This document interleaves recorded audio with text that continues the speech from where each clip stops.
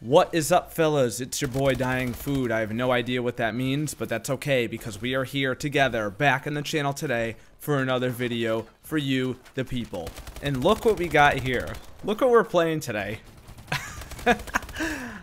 I am scared to even put this on YouTube because I know there's a lot of strong feelings about this game, but we are back today playing some Call of Duty Advanced Warfare in the year 2018. And it seems to me that in the year 2018, most Call of Duty content on YouTube is going back to old games because no one is having fun playing World War II. And that's really sad, but it is the truth, and we have to come to terms with it. It's reality, and we have to accept it. It's not a fun game. I'm not having fun playing it. No YouTubers I watch are having fun playing it. None of my friends are playing it, and people are just really bored with it. But to me, personally, I think it's kind of a blessing in disguise because it gives me the opportunity to go back and make content about all the old games that I love to death and never got the chance to make because I was just too caught up in other things to do any content on YouTube back in the day. And that's actually really cool for me because I have a lot to say about old COD games. And I've been kind of noticing as a trend too that a lot of the big COD YouTubers, when they do old games, people in the comments are really excited. You know, I watch a lot of YouTube and read a lot of comments, and I love video games in general, and I love COD. And it seems to be the general consensus that people really like seeing content on old Call of Duty games in 2018, and I think it's because people are bored with World War II. So it's not just me and the other guys doing it that are shoving it down people's throats. I really think this is what people want to see, so it's really, really cool. I know I've seen some of the guys that I watch recently upload stuff like COD Ghost, Black Ops 2, Black Ops 1, COD 4, but I don't think I've seen anybody upload Advanced Warfare recently, so I figured I'd go back and do it and just take a trip down memory lane here and talk about this game, because I think there's a lot to say about this game. First and foremost, I think we as a community were way too hard on this game. And I'm saying we because I'm including everybody watching this video. It wasn't me personally.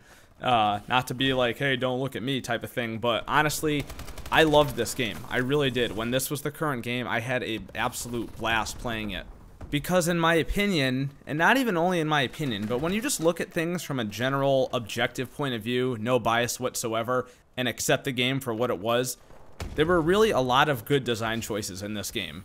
So let's see if I could refresh your memory just a little bit, and then we're going to compare it to what we have now. And let's see if we could get the harshest critics to just slightly reconsider, maybe. First of all, the guns in this game were freaking amazing, dude. Just amazing. And there's no better way to start talking about weapons in this game than, you guessed it, the BAL-27. Even though it's technically pronounced the Ball-27, because Michael Condrey specifically stated it's called the Ball. That sounds fucking stupid. We're gonna keep calling it the BAL because that's what everyone calls it.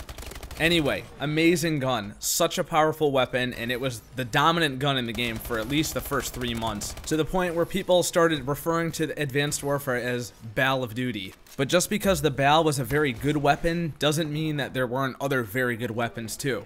You remember the H-Bar? The HBR-A3? I just call it the H-Bar because it's easier. That gun was amazing. H-Bar Insanity, one of the best guns in the game. The ASM-1. If you got the Speakeasy, you were the fucking king of the lobby, man. For shotguns, all I gotta say, TAC-19, the base boomer. That thing was an absolute monster. LMGs, Call of Duty is usually not known for having good LMGs, but there were some interesting ones in there. Mainly the EM1s, which was the laser one, and then the XMG, which was the dual wield that you could set down on the ground.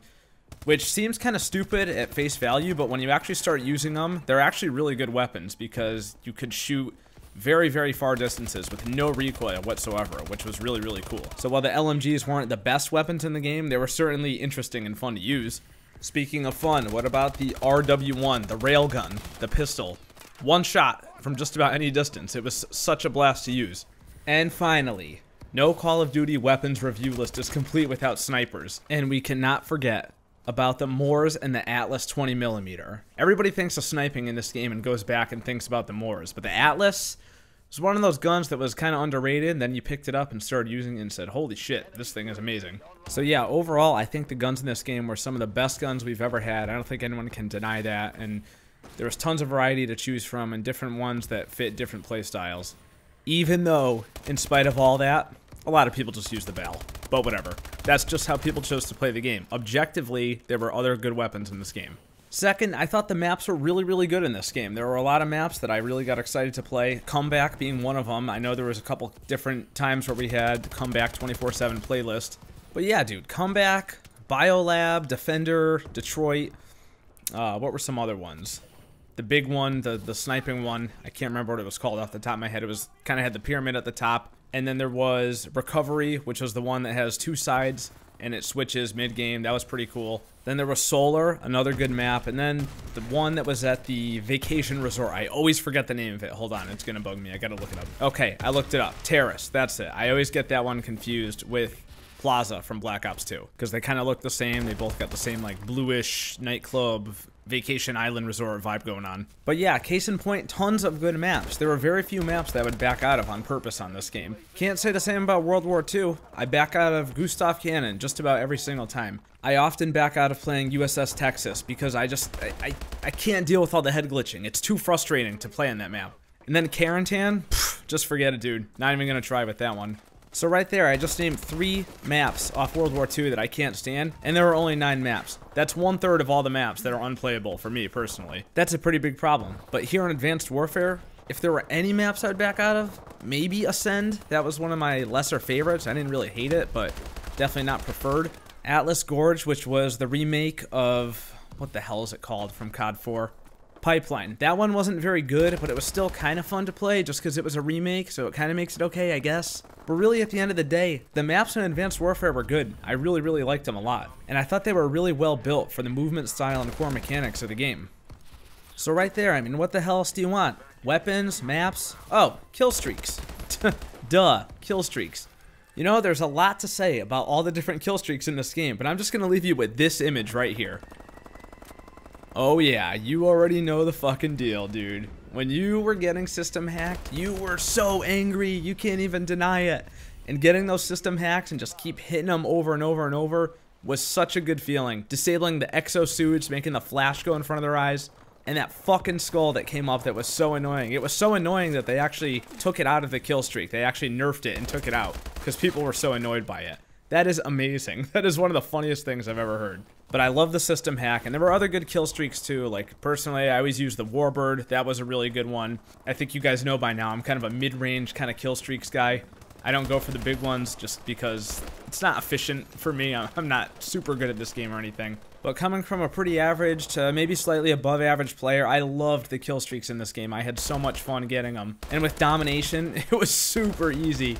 200 points just for walking on a neutral flag. I mean, come on, it was great. God, everything I'm talking about, it just sounds better than World War II.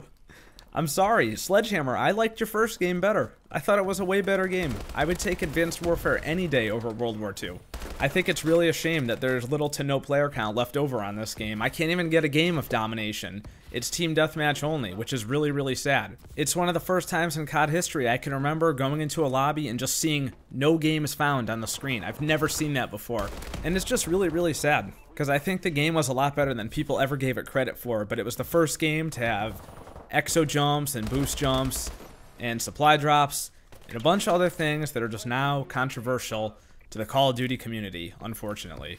Man, I can't believe that I am longing for Advanced Warfare over an authentic World War II game. Or almost authentic. Minus a few things that you guys probably already know about, but we're not even going to go there. But guys, am I wrong? Am I wrong in all this? Am I just looking with hindsight is 2020 type of vision?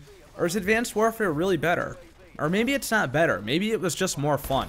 I have more fun playing AW. Jumping around like a maniac with my Xbox Elite paddle controller, going nuts, getting system hack after system hack, making kids quit, using the H-bar and the BAL and the ASM-1. Man, simpler times, I'm telling you.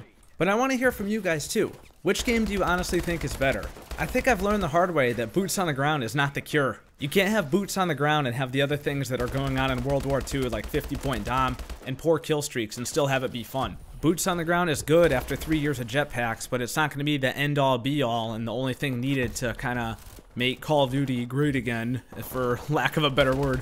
But yeah, guys, that's pretty much it for the video. Thanks for watching, and like I said, let me know down in the comments below. Do you really think Advanced Warfare might be better, or am I just really, really bored with World War II?